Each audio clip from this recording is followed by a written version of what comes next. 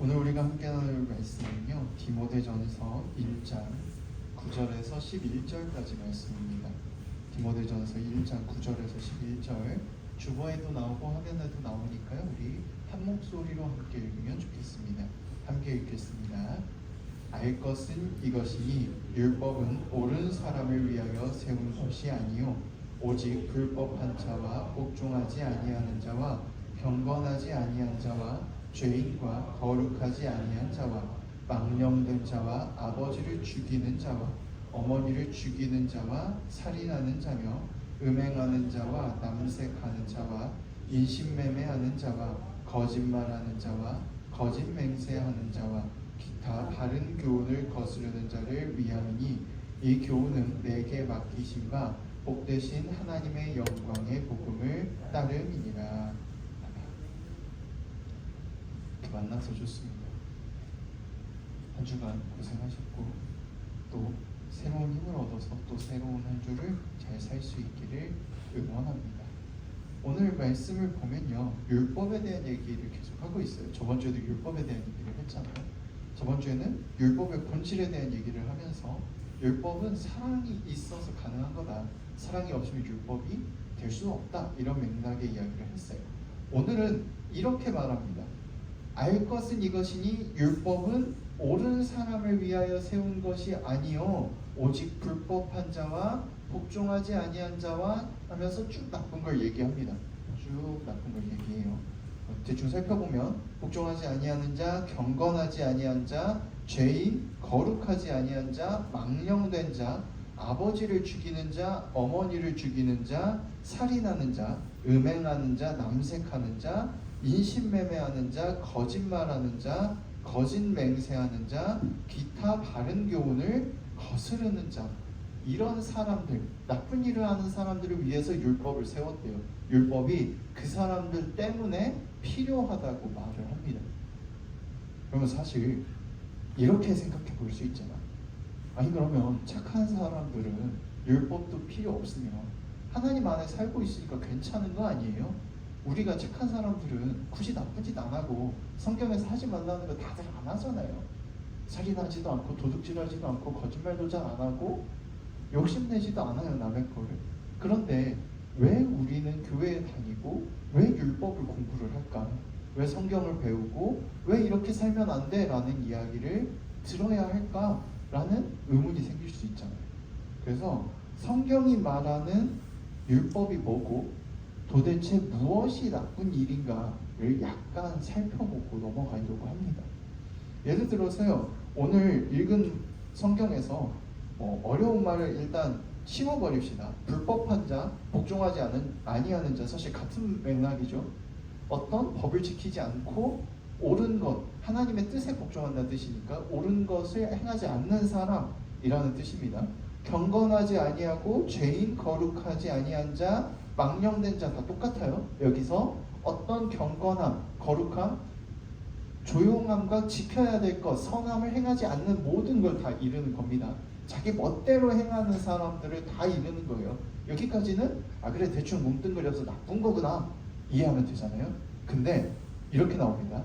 아버지를 죽이는 자와 어머니를 죽이는 자와 살인하는 자요.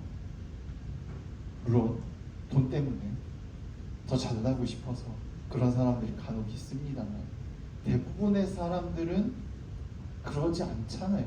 그거는 지금이나 그때나 마찬가지예요. 그런데 왜 굳이 아버지를 죽이는 자, 어머니를 죽이는 자라고 확실하게 콕콕 집은 다음에 살인하는 자라고 따로 붙였을까? 라는 거예요. 예수님께서 이런 말을 하신 적이 있습니다. 살인하는 자마다 심판받는다고 기록되었은즉 너희가 형제를 향해 분노하는 자마다 심판을 받을 것이다. 무슨 뜻이냐면요, 친구한테 화내거나 이웃에게 화내면 이미 살인한 거랑 똑같다는 거예요. 너무 가혹한 거예요. 아빠한테 화내고 엄마한테 화냈어요. 친구한테 화냈습니다. 이미 그 사람을 마음속에서 죽였기 때문에 죽인 것과 똑같다고 말합니다. 우리가 오해하는 게 있습니다. 성경은요, 결과를 가지고 말하지 않습니다. 성경은 원인과 과정을 가지고 말합니다. 성경이 말하는 죄는요, 마음속에 마음을 어떻게 품었느냐, 그리고 그 마음을 가지고 어떻게 행동을 해 나갔느냐를 물어요.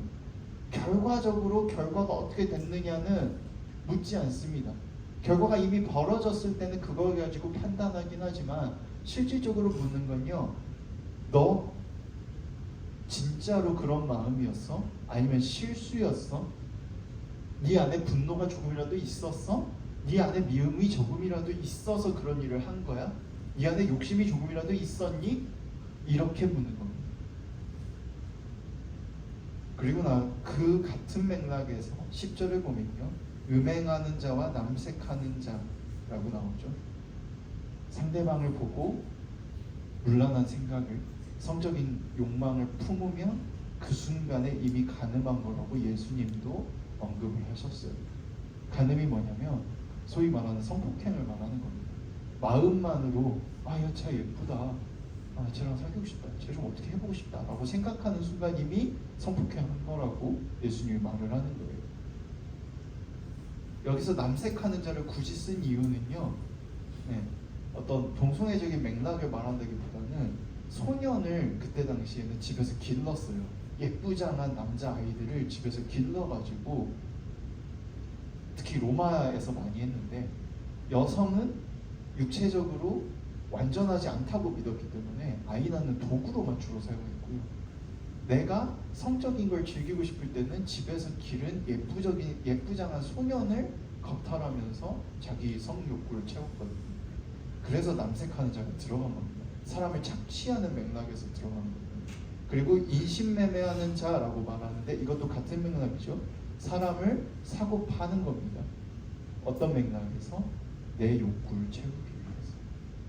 성적인 맥락뿐만 아니라 이건 좀 더 넓어져서 내가 편하고 싶으니까. 내가 편하면 누군가가 불편해지는 게 당연한 거잖아요. 과자를 먹었어요. 책상에 놨어. 내가 안 치우면 누가 치워? 엄마나 아빠, 혹은 동생이나 형, 누나나 언니가 치우게 되겠죠. 내가 편하고자 하면 누군가 불편한 사람이 있어야만 그 편함이 유지가 되는 겁니다. 그리고 나서 거짓말하는 자, 거짓 맹세하는 자에 대한 얘기가 나오는데, 이거는 어떤 맥락에서냐면, 누군가를 속이는 건 왜 속이겠어요? 어떤 형태든지 간에 뭔가 이익을 얻고 싶으니까 속이는 거거든요. 좋은 사람처럼 보이고 싶다든지, 멋진 모습을 보이고 싶다든지, 아니면 그 사람이 갖고 있는 뭔가를 내가 받고 싶다든지. 예를 들어서 이렇게 생각해 봅시다. 두 가지 예를 들어볼게요. 첫 번째 예는요, 실질적으로 뭔가를 받고 싶을 때예요. 내가 친구한테 10,000원을 빌려줬어. 근데 친구가 다음에 갚으려고 하는데 이렇게 묻는 거야. 근데 내가 얼마 빌렸었냐? 정확히 기억이 안 나는 거예요.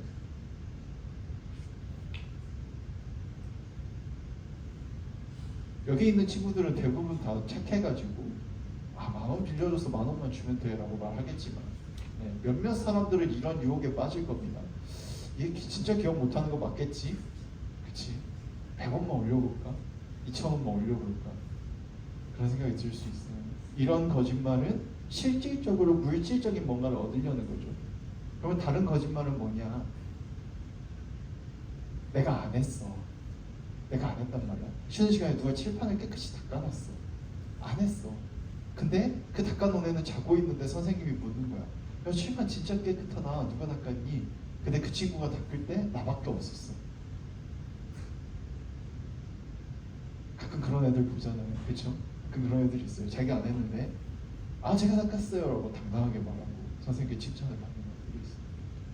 좋아하는 사람 앞에서 아닌데 착한 척, 그 사람이 좋아하는 이상형을 알고 있으면 그런 사람인 척 하는 것도 똑같죠. 상대방을 속이는 겁니다. 예전에 유희열 씨가 스케치북 자기 프로그램에서 그런 말을 한 적이 있죠. 연애할 때 속이면 결혼해서 평생 속일 거예요. 거짓말을 한다는 건 뭔가를 얻기 위해서예요. 내가 뭔가를 얻는다는 건요, 상대방은 뭔가를 잃게 되는 겁니다. 마음에 뭔가를 잃어버리든지 물질적인 뭔가를 잃어버리든지 뭔가를 잃어버리는 거예요. 사람이 욕심을 부려서 거짓말을 하게 되는 겁니다. 그것에 대한 이야기. 그리고 나서 이렇게 말합니다.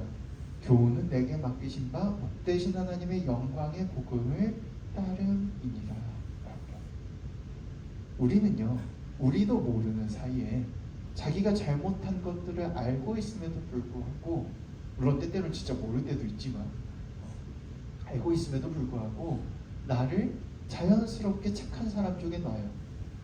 물론 남이 야, 너 진짜 착하다라고 말하면 뭐라 그래요? 아니에요 라고 말하지만, 그치? 근데 우리도 모르게 누군가와 비교하면서 나보다 나쁜 누군가를 볼 때 우리 이렇게 말하곤 합니다. 쟤는 왜 저래? 쟤는 왜 저래? 그러나 성경은 이렇게 말해요. 너 마음속에 있는 거 한번 돌아봤어? 네 마음속에 뭐가 있는지 돌아봐. 율법이 올바르지 않은 사람들을 위해 세웠다는 건 바로 이것 때문입니다. 그럼 율법이 너라고 정죄하기 위함이냐? 저번 주에 얘기했잖아. 율법은 사랑 때문에 만든 거예요. 너희가 돌아보고 이제는 좀 더 나은 삶을 살면 좋겠어. 이제는 좀 더 나은 삶을 살면 좋겠어. 너희가 함께 살면 좋겠어. 진짜로 회개했으면 좋겠어. 라고 주신 게 율법이에요. 그런데 이스라엘 사람들은 수천 년 동안 그 율법을 가지고 사람들에게 말했습니다.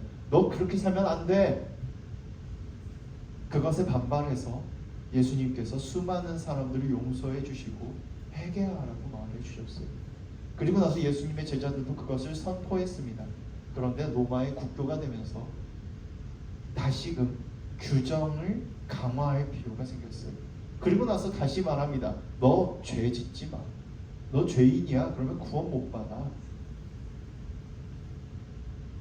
끊임없이 반복되고 점점 더 강화되다가 어느 지경에 이르렀냐면 알아듣지도 못하는 언어로 된 성경을 읽으면서 설교조차도 알아듣지도 못하는 언어로 하는 지경에 이르렀어요.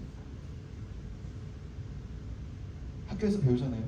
루터가 종교개혁, 사실 종교개혁이란 말이 좀 안 맞는데 그리스도교 개혁, 종교개혁을 할 때 독일은 이미 라틴어를 쓰는 사람이 없었습니다. 라틴어는 이미 죽은 언어였어요. 아무도 라틴어를 안 씁니다. 근데 성경책은 라틴어로 돼 있고 설교는 라틴어로 합니다. 왜? 하나님의 말이니까 번역하면 안 되는데. 아무도 못 알아듣는데 설교를 하는 거야. 얼마나 지루했겠어요. 거기서 루터가 생각합니다. 우리가 안 그래도 많은 죄를 짓고 있는데, 사제들이 많은 죄를 짓고 있는데 좀 사람들도 하나님을 만날 수 있게 해줘야 되지 않을까? 그리고 반박문을 쓰고 성경을 번역하고 사람들에게 독일어로 된 성경을 보급하기 시작했어요. 그거로부터 지금의 그리스도교 개신교가 나왔습니다. 그리고 시대가 흐르고 흘러서 또다시 커다란 건물을 세우고 구조화가 됐어요. 그러니까 또다시 반복하는 겁니다. 열심히 믿어야 돼. 열심히 잘해야 돼. 교회 빠지면 벌받아. 기도할 때 졸면 안 돼. 설교 말씀 잘 들어야지. 착하게 살아야 구원받을 수 있어. 아니요. 오늘 성경은 말합니다. 너희 안에 악한 것이 있거든 그걸 깨닫고 돌이켜. 하나님이 지금 회개하래. 지금 돌아오래.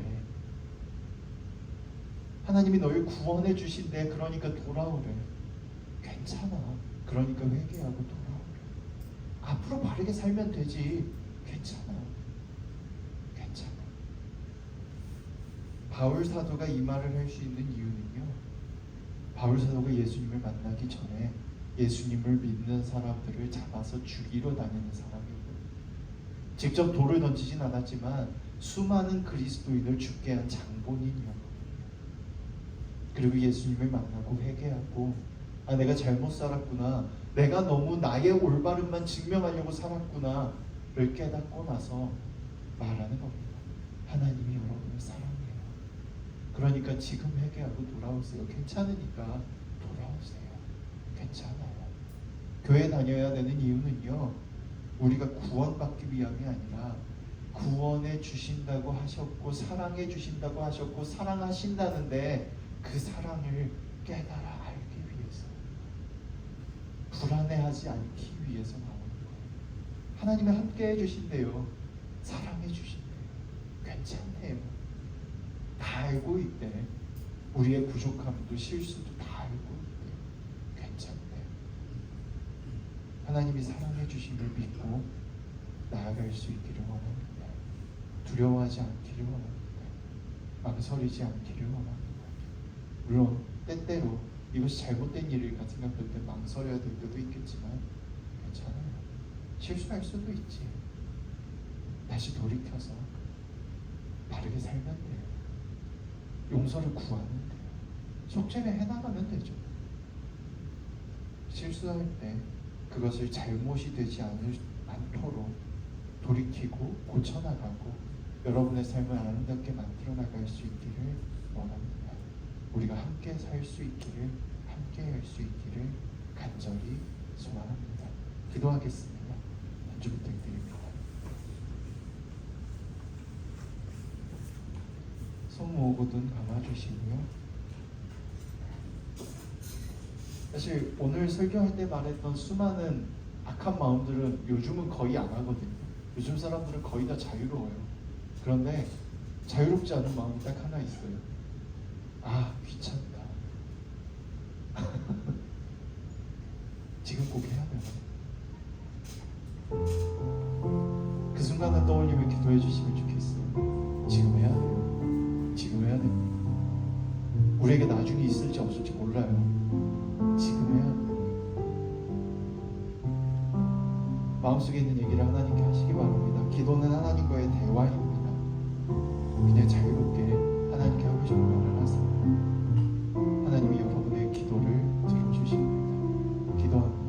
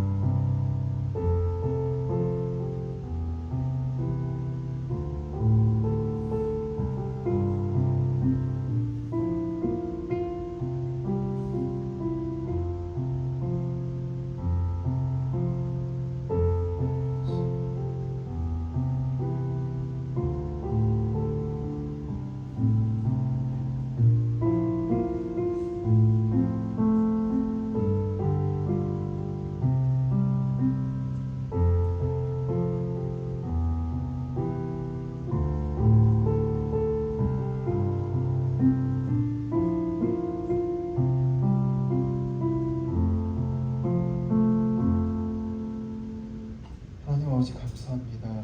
우리를 사랑해 주셨습니다. 우리에게 사랑한다고 말씀하셨고 우리의 부족함을 아노라고 말씀하셨습니다.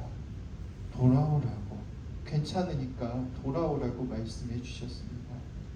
우리가 때때로 귀찮아서, 때때로는 그것이 꼭 필요하지 않다고 생각해서, 때때로는 우리도 모르게 이익을 얻고자, 때때로는 내 욕심 때문에 수많은 실수들을 저질러 왔습니다. 그로 인해 누군가가 상처받음을 알고 있으면서도 우리는 외면해 왔는지도 모릅니다. 주님, 그럼에도 우리에게 괜찮다고, 앞으로 안 그러면 된다고 말씀해 주셨습니다. 이제 회개합니다. 우리를 돌아봅니다. 손을 잡아주시고 함께 해주세요. 우리를 사랑해 주신 그 사랑을 믿고 불안을 이겨내고 두려워하지 않고 걸어나갈 수 있도록 도와주세요. 우리를 사랑해 주신 예수님 이름으로 기도합니다.